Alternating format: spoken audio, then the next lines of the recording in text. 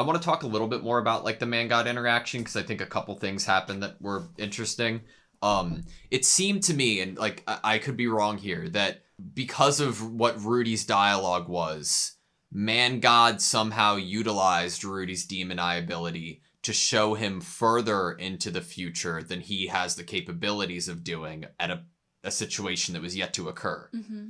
To at least Rudy's understanding, was only able to happen because he had obtained the demon eye. Mm. That is what was put out there. Yeah. I think as being to be understood.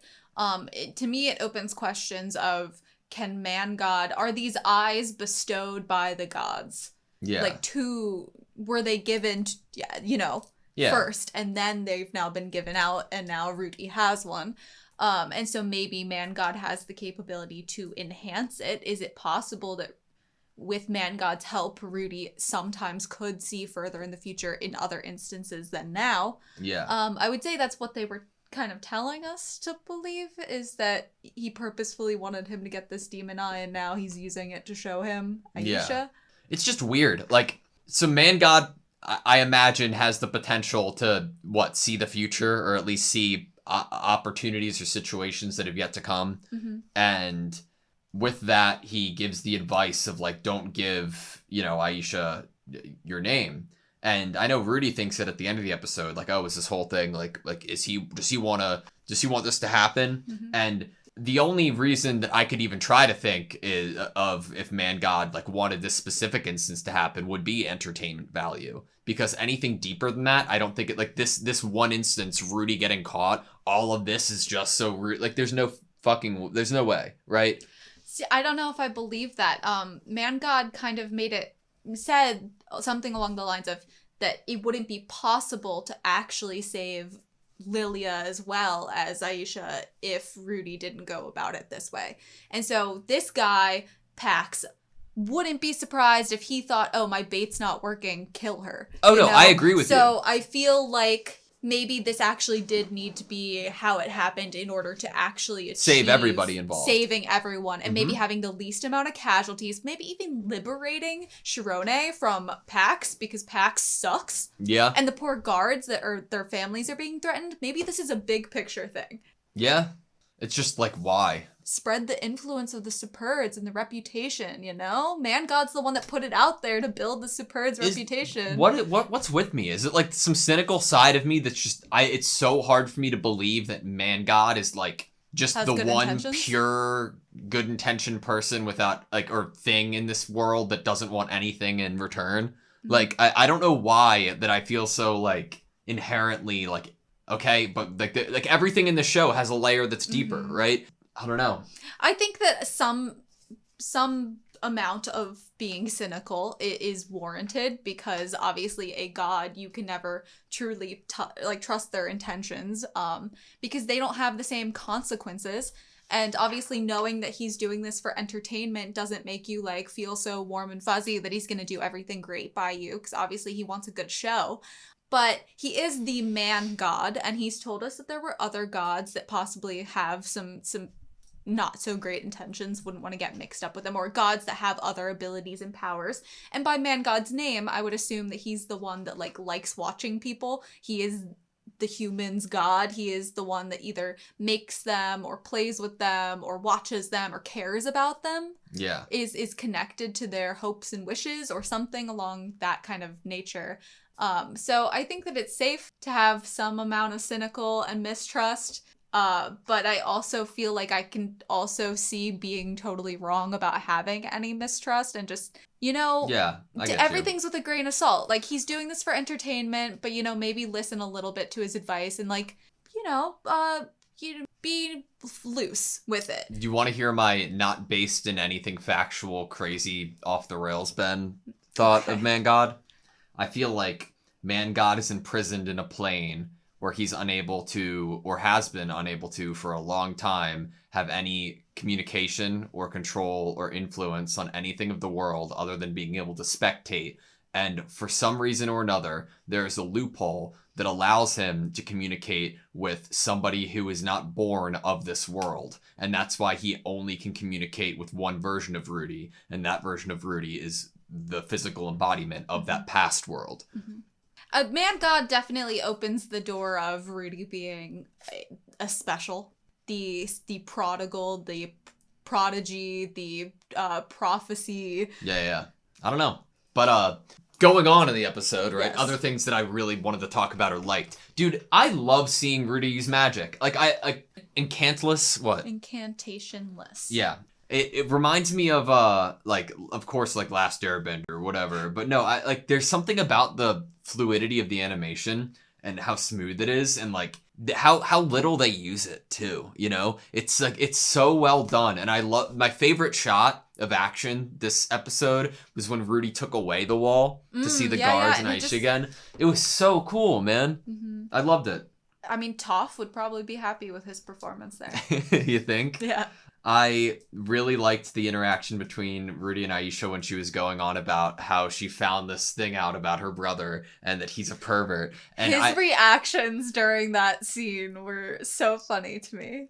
He deserved what he got in that conversation. His reaction showed me that he knew he deserved it. Yeah. Like, he was just like, yep, Like, this kind of like a slight shame.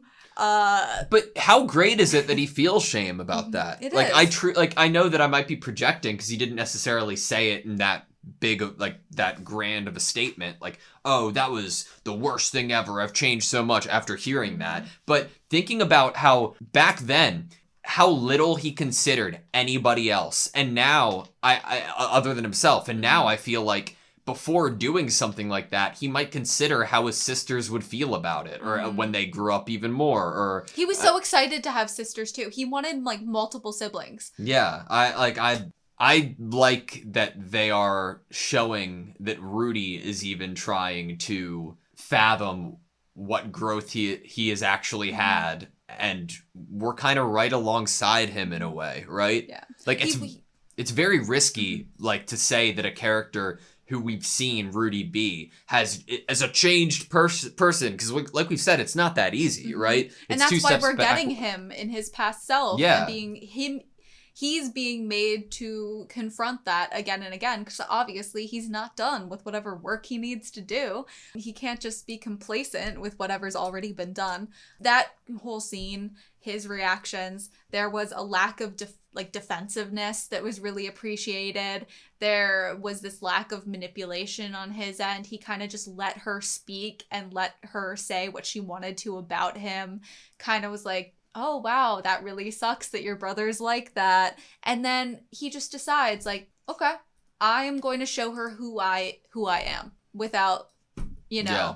And he didn't even come to defense really that harshly. He didn't get all mad. He was kind of like, oh, this is freaking embarrassing. I didn't even, oh my God, my little sister found these and now thinks this stuff about me and it's kind of true. And I don't see her after this whole situation goes down and Rudy oh, I'm your brother. I don't see her being like, oh, your great actions prove me that you're a great person. Yeah. No, she's fucking smart, bro. Mm-hmm. She's so intelligent, man. Isn't that an interesting element that he was like, I don't want a brother. He gets two sisters and now both of his little sisters. It's what you said earlier makes complete sense of he didn't realize back then how his actions would make the people around him feel. Yeah. And how they would view him through that, because he wasn't at that time thinking about connecting, or he just felt like he was playing a game. Mm-hmm.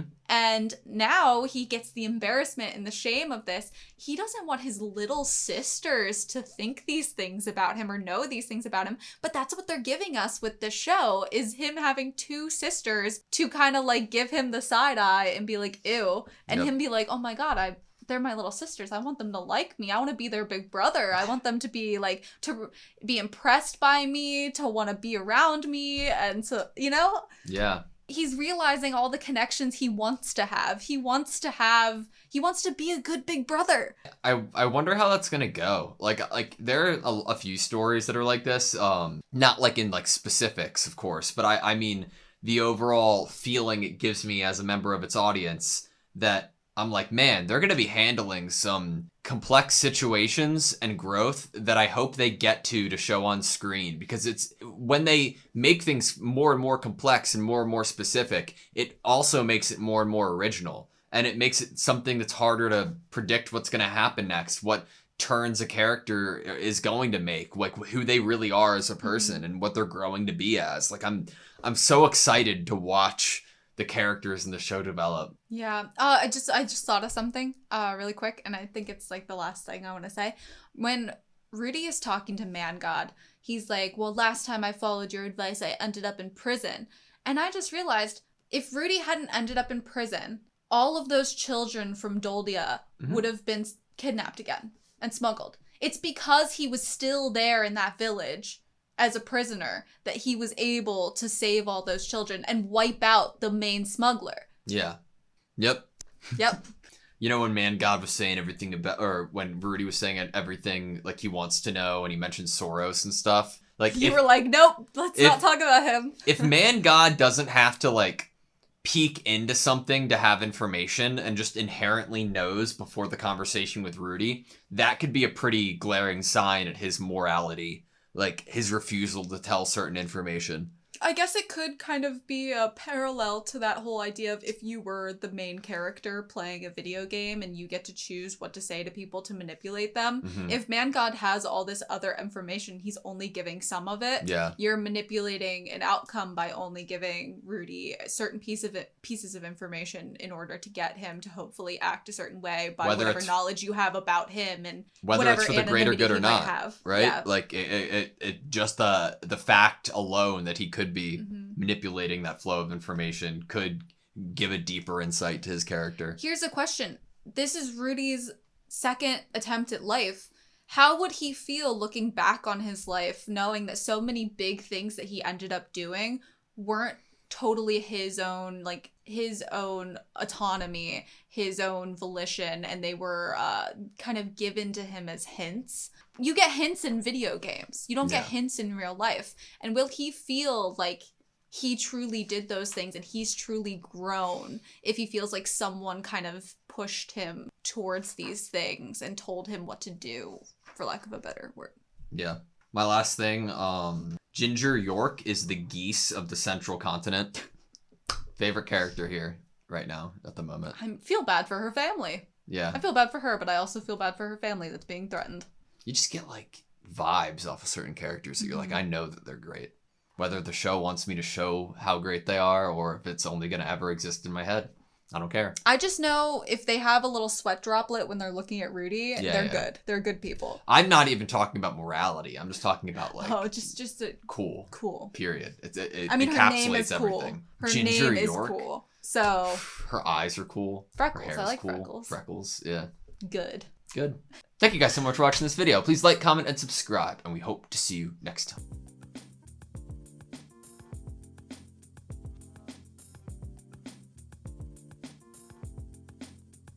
Everything's with a grain of salt. Everything's with a grain of salt.